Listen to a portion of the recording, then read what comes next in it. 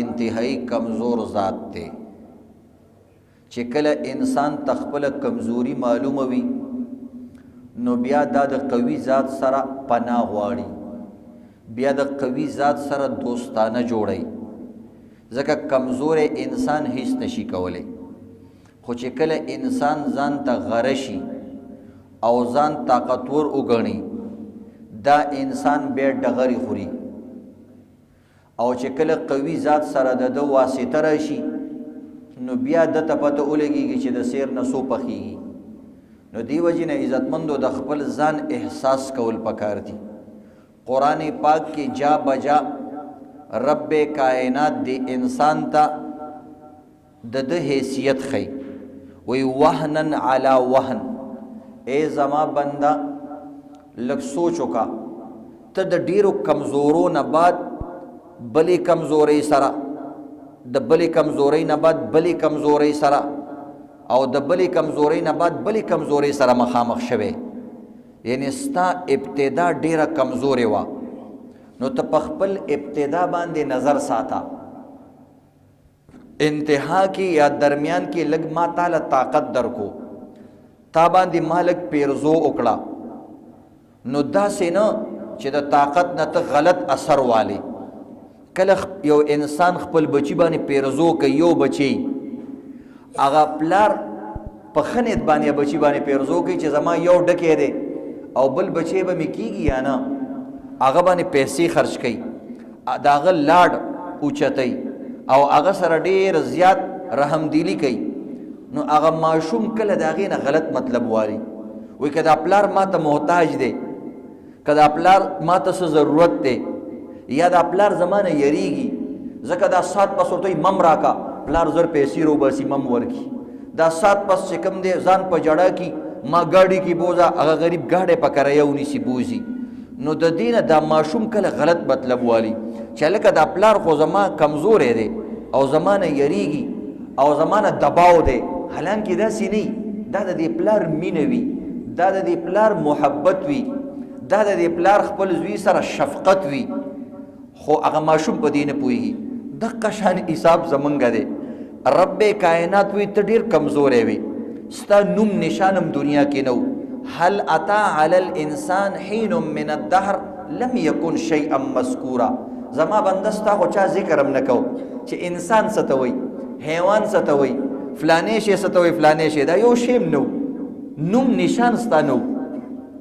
بیا ما ته په ټوله دنیا کې په ټولو اشیاو کې منتشر کړي، ته ذرو ذرو کې موجود وي، دومره کمزوری وي. یو ذره ستا مثلا غنمو کې وه، نورو ذرې دي جوارو کې وي، څه ذرې ستا پیازو کې وي، څه ذرې ستا ټماټرو کې وي، څه ذرات ستا غوړو کې وو، دا ذرات ستا منتشر وو. ته لږ سوچ وکړه ته به د کم ځینه راجمع کړې، دومره کمزوری وي. ځکه همدقه خوراکونه تاسو کوئ، د دقه خوراکونو نه طاقت جوړیږي، دقه طاقت نه بیا اوبه جوړیږي، د دقه اوبو نه بیا انسان پیدا کیږي. نو دا اوبه دراصل د هغه ذراتو نه جوړې شوې چې کوم په ټماټرو کې، پیازو کې، انګورو کې، سیوانو کې. نو لږ تک سوچ وکړه، نیم ته د کابل په ماڼه کې پروت وي، نیم ته د ایران په ماڼه کې پروت وي، چرته ته د زمزم په اوبو کې پروت وي، چرته چې کم دی ته مثلا د امارات او د دوبۍ په اوبو کې پروت وي. ته ما یو ځای ته بوتلی، ته ما بل ځای ته بوتلی، دا یو ذره را جمع کول څومره ګران کار دی، خو تا ته ګران دی، ما ته آسان دی. ولی ان القوة لله جمیعا، ځکه ټول قوتونه ما سره دي، ما ته آسان دی. خو ته ګورې لږ سوچ وکړه چې ستا ذره ذره ما د کم ځای نه جمع کړې ده او د مختلف اشیاو نه مې جمع کړې ده. بیا هغه بوټي ته دا څیزونه رال، بیا د هغه بوټي حفاظت کول چې په دې بوټي کې د فلاني سړي ذره پرته ده، په دې فل کې د فلاني سړي ذره پرته ده. بیا د دې څیز خیال ساتل چې دا بوټی چېرته خراب نشي، دې له اوبه ورکول غواړي، د دې حفاظت غواړي، دا چېرته خر ونه خوري، دا چېرته سپی ونه خوري، دا چېرته چیلۍ ونه خوري، ځکه دې کې فلانې پروت دی، د هغې ذره پروت ده، تا ته پته هم نشته. چېرته موږ سوچ کړی چې په دې بوټي کې ملا څوک پراته دي، په دې ټولو څیزونو کې الله رب العزت وایي وجعلنا کل شیء من الماء کل شیء حی وای تا ته پته ده ته ما د اوبو نه پیدا کړې نو اوبو په سیو کې موجود دي اوبه ټماټر کې موجود دي اوبه په نیمبو کې موجود دي په ټولو سیزونو کې اوبه موجود دي وای زما بنده په دې ټولو سیزونو کې ما اوبه پیدا کړي په دې اوبو کې ته پروت یو ساس کې دی یو ځای کې پروتو بل ساس کې دی بل ځای کې پروتو د ځان نه خبرم نه دا ګوته د لاس نه جدا کا انسان به نه پوهیږي چې دا دې سره څنګه یو ځای کم نو زما بنده ستا خو لا ګوتم جوړه نه وه ستا خو لا سترګې جوړې نه وي ما بیا داسې د کمزورۍ په حالت کې دا زرې راجمع کړي بیا ستا د پلار خولې ته ستا د مور خولې ته هغه روټۍ راورسېدله هغه سامان راورسېدلو بیا هم لا ته جوړ نه وي بیا د اوبو په شکل کې من الصلب والترائب د پلار په شا کې مې موجود کړي د مور په سینه کې مې موجود کړي سوچ کوه چاته نظر هم نو چې فلانکي خان به وي او که نه وي او څوک به په دنیا کې وي بیا هغه دواړه اوبه مې یو ځای کړلې یو اوبو له مې د ځمکې حیثیت ورکړو د بل اوبو له مې د تخم حیثیت ورکړو کم اوبو نه به تخم جوړې کمی اوبو نه به ځمکه جوړې دا بوټی به د انسان څنګه را څرګندې دا به څنګه را زرغونې دا ما ته پته ده دا ما راوچت کړئ که ما د آسمان نه اوبه نه وې نازل کړې اانتم انزلتموه من المزن ام نحن المنزلون وایي که ما د آسمان نه اوبه نه وې راکوزه کړې نو تاسو ټول چې راجمع شئ د آسمان نه یو څاڅکې اوبه راکوزولی شئ اانتم انزلتموه تاسو نازل کړئ ام نحن المنزلون یا من نازل کړئ اانتم تزرعونه ام نحن الزارعون دا پټي د دې تور خاورو نه دا فروټ د دې تور خاورو نه دا سره ټماټر دا سره مڼې دا جړې مڼې دا تاسو راوېستې که دا ما راوېستې که ما آسمان ته حکم وکړو چې یو څاڅکې مه راتویوه څوک دی چې د آسمان نه یو څاڅکې اوبه راتوی کي چې کله زه اوبو تویولو باندې راشم او تاسو ټول انسانان راجمع شي چې د آسمان نه دي دا یو څاڅکې نه راغورځېږي هغه یو څاڅکې هم نه شي ایسارولی بیا هم ای زما بندګانو څوک بوتانو ته ځي څوک شرک ته ځي څوک بدعت ته ځي څوک غیر الله ته ځي څوک زما نه علاوه بل چا باندې اوازونه کوي څوک څاروي الالۍ د غیر الله په نوم باندې د بوتانو په نوم باندې ای زما بندګانو لږ سوچ وکئ تاسو هر وخت ما ته محتاج یئ تاسو چې کوم بوتانو ته سجدې کوئ تاسو چې د کوم بوتانو نه غواړئ ان الذين يدعون من دون الله لن يخلقوا ذبابا ولو اجتمعوا له د کوم بوتانو نه چې تاسو سوال کوئ د کومې دنیا نه او د زمانه علاوه چې د خلکو نه سوال کوي زما بنده یو آسان مثال درکو دوی چېرته یو مچ پیدا کولی شي څومره آسان مثال مچ د ټولو نه مردار شی دی ځکه دا یاد کو ځکه د مچ تر سره چا توجه نه ځي په مچ باندې څوک څه کوي الله وایي دا خو یو فضول شی هم نشي پیدا کولی نو د کار شی به څه پیدا کړي لن یخلقوا ذبابا دوی یو مچ هم نشي پیدا کولی ولو اجتمعوا له که دا ټول هم اجتماع وکړي او راجمع شي نشي پیدا کولی ضعف الطالب والمطلوب دا کم نه چې غواړي دا هم کمزوری دی او دا څوک چې غواړي وي دا د ده هم کمزوری دی ځکه کمزوري ته لاس نیولی چې ته ماله راکه هغه مچ نشي پیدا کولی ان یسلبهم الذباب شیئا لا یستنقذوه منه ای زما بنده د کومو بوتانو نه چې ته غواړي د هغه مخې ته چې کومه الوا پراته ده د هغه مخې ته چې کوم خواږه پراته دي که د دې نه یو مچ لږ شان خواږه واخلي او وتښتي نو دا ټول بوتان چې راجمع شي د هغه مچ نه خپل دا خوراک هم نشي اخیستی سبحان آسان مثالونه قرآن کې الله پیدا کړي وی بیا هم ته دې ضعیف پسې روانې ضعف الطالب والمطلوب مطلوب هم دې ضعیف دی طالب هم ضعیف دی دا کومې چې دې غواړي دا هم کمزوری دی ځکه کمزوری به تا له څه درکړي نو بهرحال عزتمندو من ټول الله ته محتاج الله من وهنن علی وهن کمزوری نه کمزوری حالات کې بیا چې انسان کله پیدا کیږي هغه وخت کې څومره کمزوری مور یې څومره کمزوری بیا وایي زما بنده کله چې ته د مور نه پیدا کیږي ته هغه حالات ته سوچ کړې لا لک سن تقطع ستا داسې غاښونه هم نه چې ته په یو شی وخورې کم خوراک تا ضرورت دی ینبعان لک لبنا خالصا ای زما بنده ته پیدا شوې نو که تعالی ما خوراک بندوبست نه وی کړی چا بدله ټیپر درکولې چا بدله مولی ګازرې درکولې چا بدله غنم جوار درکولې نو دا به تا خوړلی څنګه ما ستا د مور په بدن کې 2 چینې تاله جاری کړې او تا ته په ګرمۍ کې یخ پی او تا ته چې کوم دی په سردۍ کې ګرم پی ملاویږي زما د قسم وي داسې طاقتور خوراک تاله د دنیا یو شی هم نشي درکولی معصوم له سوچه غوړي ورکه مري سوچه روټۍ ولا په خوله کې ورکه مري الله وایي زما دا نور پی ولا ورکه خرابېږي اقه پی هغه څیزونه وایي 2 چینې مې دله جاري کړي 2 چینې بیا دنه الله رب العزت چې دا ماشوم ساتي، الله اکبر. اوس ویډیوګانې باقاعده جوړې شوي، هغه تاسو ګورئ. الله رب العزت دنه خو کلمي دي، دنه خو ډېر ماحول دی، او دا خو ماشوم دی، د ده خپې دي، د ده لاسونه دي، چېرته نور سیستم خراب نه کړي، حرکت کوي. هلته یو تیله کې بند کړی، الله وایي دریو تیرو کې ته ما ساتلی، ځکه ستا سترګې کمزوري دي، که لیټ د باندې ولګېږي، رڼا د باندې ولګي، سترګو نظر دې خرابېږي. او دغه رنګې بعض وخت کې عزتمندو دا الټراساونډ او دا مصنوعي چې کوم د رڼاګانې دي، دا چې ښځو له ټیسټ کوي په هغې سره هم ښځه خرابېږي، ځکه دا خطرناک. وایي ته ما په تیارو کې وساتلې، هلته چې کوم دی لارم نشته، ما ستا د نوم په ذریعه باندې تا ته خوراک درکړو. د خولې په ذریعه خوراک الله نه ورکوي. ولې؟ دنیا کې ټول په خوله خوري، هلته په نوم خوري. ولې داسې کوي؟ وایي ځکه مې داسې وکړلو. دا یو حالي خبرې دي، په خپله موږ ته معلومیږي، خو الله کړي دي. په دې طریقې سره نوم ذریعه مې دې وجې نه درکو. زما بنده هلته ستا خوراک وینو، ځکه د وینې نه طاقتور شی نشته دی. هلته ستا خوراک وینو او ستا خوله پاکه ده، ته به سبا پیدا کېږي، ته به لا اله الا الله وې، ته به سبحان الله وې، ته به الحمدلله وې. ما ستا د خوله دومره خیال وساتو چې ما د مور په خېټه کې تا له وینه په خوله در نه کړه، تا له مې د نوم په ذریعه درکړه. په دې دا نوم اوس هم د انسان شته، خو دې کې سورې کم دی.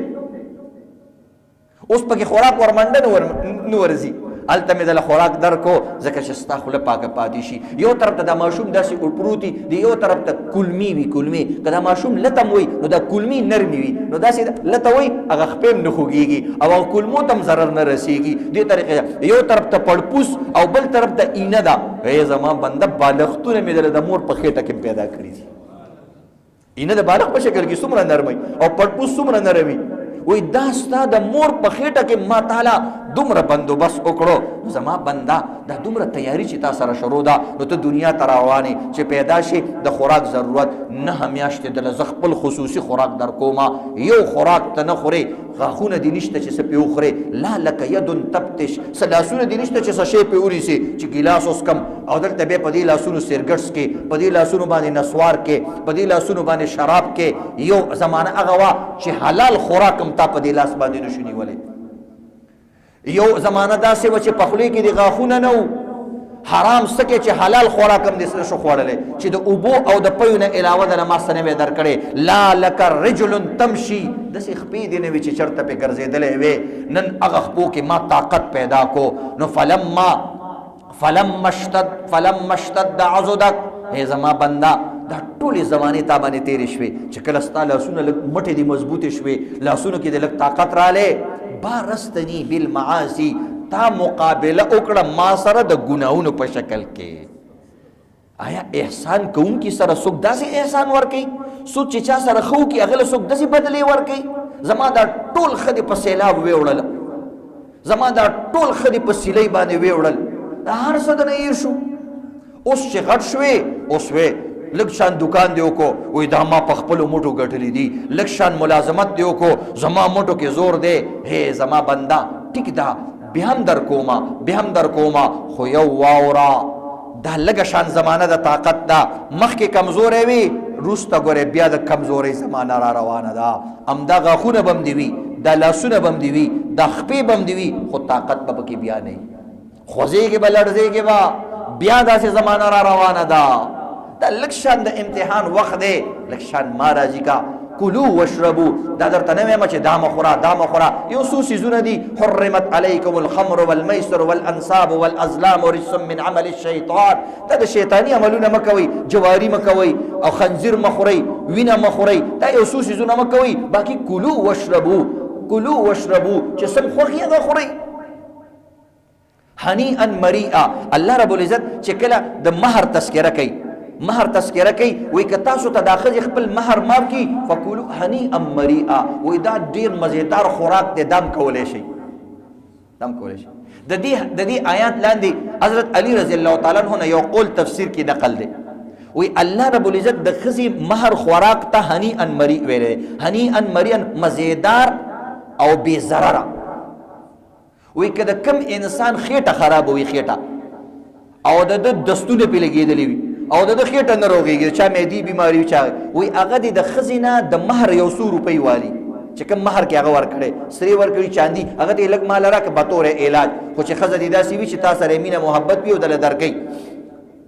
نو هغه بدل لک در کی او دویم سیز الله قرآن کې بیان کړی دی چې فيه شفاء للناس، پشاتو کې الله رب العزت شفاء خدا. او دریم سیز الله برکت والا کړی، وانزلنا من السماء ماء مبارکا، الله رب العزت چې کوم د اسمان نه اوبه نازل کړي دام د برکت والا دي. دا دریوانه د قرآن کې تذکره ده. نو دا دریوانه سیزونه د الله چې بیان کړي جمع کا، د خزي مہر باندې شات والا او د باران اوبو سره چې کوم دي دا ملاو کا، او دا یو سورزی اخرى الله رب العزت بتا د پاره هنی ان مریئه کی د خېټې چې څومره بیماری نه دی هغه به ختمي کی. د خمیس کې یو نقطه رااله. بهرحال الله رب العزت عزتمندو من او تاسو له داسې ژوند را کړی دی، نو بیا انسان چې غټ شي به هر سحیر کی، نو دی وجه نه د الله نه غوښتل پکار دي. الله نه بسنګ غواړي، الله نه بسنګ غواړي. د دې یو طریقه د مونږ واستعینوا بالصبر والصلاة، دو طریقې بیان کړي. اے زما بندا ته ما پیدا کړې، دومره خرچه می کړې ده، مینس کې تا کې طاقت هم راغلی دی، خو دا طاقت کله نا کله کار نه کوي. په بدن کې د طاقت وی ګرځېدی نه شي، سترګو کې د خرابی راشي، دکان کاروبار ارسه کې د خرابی راشي. نو زما بندا په دې مینس کې به هم د خیال ساتم، خو دوه کارونه به کې. واستعینوا بالصبر والصلاة، ما نه به د صبر په ذریعه باندې او ما نه به د مونځ په ذریعه باندې مدد غواړي. طریقې دا ده د صبر په ذریعه لږ به صبر کې او به پاسېږي الله ته به مونځ کېږي. نو عزتمندو د دې دپاره د صلات حاجت طریقه راغلی ده، داسې مونځ چې د حاجت دپاره کې، او صلات الکرب او دعاء الکرب د کرب دعاګانې. کومه دعا راغلی ده حدیث کې، کوم مونځ راغلی دی چې انسان الله ته محتاج شي د دې طاقت په زمانه کې، نو دا به الله ته زاری کوي. څنګه طریقې سره کوي؟ نو الله وی واستعینوا بالصبر والصلاة، مونځ کوه. نبی علیہ الصلوۃ والسلام ته الله رب العزت وی ولقد نعلم انك يضيق صدرك بما يقولون. ای زما پیغمبره ما ته پته ده دا کافران چې کله تا پسې خبرې کوي نو ستا دا سینه ډېره تنګېږي.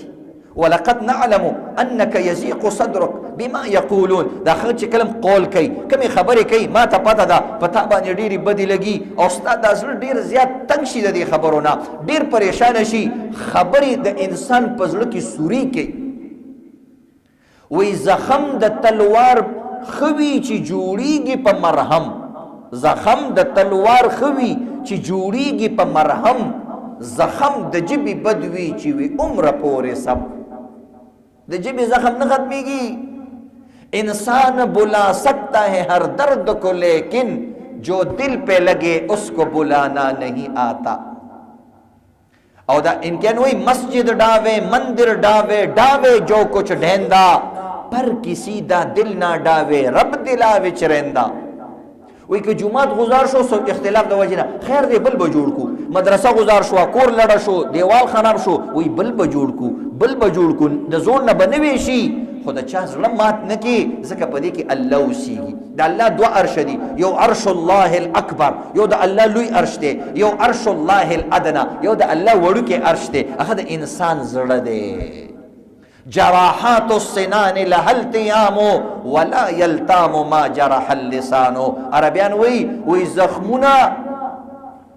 وی د زخمونه د تلوارونو او د دې سيزونو ټکیږي، خو د جبو او د لفظونو زخمونه نه ټکیږي. نو دی وجه نبی اسلام ته ولقد نعلم انك يضيق صدرك بما يقولون. زما پیغمبر ما ته پته ده چې دی خلکو په خبرو او اترو باندې او په غیبتونو او تاسو په خبرو باندې استاد له اره کړی دی. فسبح بحمد ربك وكن من الساجدين. خو زما پیغمبر ته دوه کار کوا، یو تسبیحات کوا، د الله ذکر کوا، یو مونځ کوا، سجدی لګوا الله ته. واعبد ربك حتى ياتيك اليقين، او دا به تر مرګ پورې دا کار کې. نو عزتمندو د دې آیات لاندې یو تفسیر المیسر لیکلی چې د دې آیات لاندې د دې نم دا ثابتېږي صلات حاجت، مونځ کوا د حاجت. صلات حاجت طریقه درته خیمه. نو الله رب العزت عزتمندو د هر چیز د پاره دو اسباب پیدا کړي، یو ظاهری اسباب یو باطینی اسباب. دنیا دار الاسباب دا، ظاهری اسباب بم ته اختیاره، دکان بم کې دکان ته پټې ممزي او دغه رنګ عزتمندو سودا بم خرڅه، هغه ته بنیخ کینی او د بم نه کینی، چستۍ سره بکینی او دغه رنګ عزتمندو د دې لپاره بخواریم کې आवाज بم کې دا ټول سيزونه بکې، خو په مسبب الاسباب باندې به یقین ساتي، یقین به پدې نه ساتي. دا اسباب دي، دا به اختیاره، کدا نه اختیاري بیان ګناهګار. یو انسان کینی ګټ کې بس به الله الله کو دی امت کې دا نشته رهبانیت به دې ته ویل دا پخوانی امت کې وو رهبانیت الله الله به کول دی امت کې رهبانیت نشته دی کې عزتمند دعوت جهاد تجارت ته تجارت بم کې دعوت بکای تجارت بکې جهاد بکې دا دو کارونه بکې صرف ګټ کې بنه کینی نو دی طریقې سے عزتمندو رجوع الی الله بکې نو صلات حاجت سے طریقہ دا ترمذی شریف حدیث تے عبداللہ بن ابی اوفا رضی اللہ تعالی عنہ فرمائی چی نبی علیہ السلام یوزل رؤوتو او اغا منگتا یو خبر اوکللا وی اے زما امتیانو که کل تاسو تا یو حاجت را پیش که اغا حاجت تاسو دا اللہ نوی که اغا حاجت تاسو دا بنیادم نوی خو یو حاجت تے حاجت ارس کی دیش قرض شانا غواری قرض ورکے چې ورکم که ورنکم دغه دکان جوړه هر قسم حاجت ته بیماری دي دا چې څه قسم حاجت ته پریشانی دي د زړه یو حاجت دي چې دا به وشي که به ونشي یا الله ما ته آسان کی که داغه تعلق الله سره دی او که بنیادم سره دی دوی نبی علیہ الصلوۃ والسلام ما ته فرمایل من كانت له حاجت او الى الله او الى احد من خلقه که الله ته حاجت که مخلوق ته حاجت جائز حاجت دے نو فلیتوزع اے صحابی تا او دسو کا او ولیصلی رکاتین دو رکاتا صلاة حاجت منزو کا ثم لیقل بیو دعا دا گوایا سڑے دو رکاتا منزو کی دو رکاتا صلاة حاجت سے طریقہ دا عام نفل منز دے کہ صلاة حاجت بکی ویو کنوی بس عام دو رکاتا منزو کا ذکر عزت مندو دعا دا اعمال نفس قبل دل اتفاقی خبر دا دیتا وسیله بالاعمال وی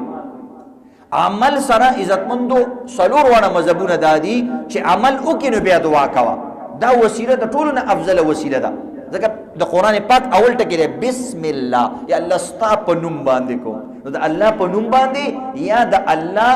چې تر بارکم اعمال دی حج عمره ذکر موز دا عمل وکاو د دینه پس دعا وکا نو دعا چې کوم دی مشهوره دعا ده که هغه دعا چاله ورزي هغه دی وای کني الحمد شریف دی وای کله الله بل ذکر دیو کی پښتو کې یا الله ته غفور رحیم یا الله ته ډیر مهربان یا الله زما دا حاجت دې پورا کا او کدا دعا ول ورزي نو دا دعا ویل پکار دی لا اله الا الله الحلیم الكریم سبحان الله رب العرش العظیم اسالک موجبات الحمد لله رب العالمین اسالک موجبات رحمتک وعزائم مغفرتك والغنيمة من كل بر والسلامة من كل اسم لا تدع لي ذنبا إلا غفرت ولا هما إلا فرجت ولا حاجة هي لك رضا إلا قضيتها يا أرحم الراحمين دا الله صفت دے بکی یا اللہ تحلیمی تکریمی ستانه سیوا سوک معبود نشته دی او ته د لوی عرش مالکی پښتو کې د سی وای د لوی عرش مالکی او ګره ټول حمدونه تا د پاره دی یا الله زه ګوي ورکوم ټول حمدونه تا د پاره دی او زه تعالی ستا رحمتونه غواړم ستا رحمتونه چې سو راولي عقد نه غواړم او یا الله زه د خپل ګناونو مغفرت تا نه غواړم او یا الله زه په هر نیکی غنیمت تا نه غواړم ما باندې دا نیکی د غنیمت په شان باندې راو وروا او مال راکا او د هر ګنا نه د سلامتی غواړم او ای زما ربا ما وبخي او چې کوم سوال زتانه کوم دا زمانہ قبول کی نو دې تر کې صلات حاجت دوه رکعات موس چې کوم صورت پکې وي هغه پکې ویل شي او دا غینه پس د الله حمد و ثنا او به الله ته دعا نو دې ته ویل کېږي عزتمندو صلات حاجت موس یو حدیث کې راځي چې نبی علیہ الصلوۃ والسلام عادت سو کان النبی صلی الله علیه وسلم اذا حزبه امر صلى وی نبی علیہ السلام ته چې کلم سکار پیښ شو بس مستبه پاسې دوه کو د ابو داود شریف حدیث ته دا مخکې ترمذی شریف حدیثو البته مکروه وخت وی نو التبه نفل نکیږي نو په هغه وخت کې سړی دعا وکړي نو یو عمل دې موس کول دویم عمل دې دعا کول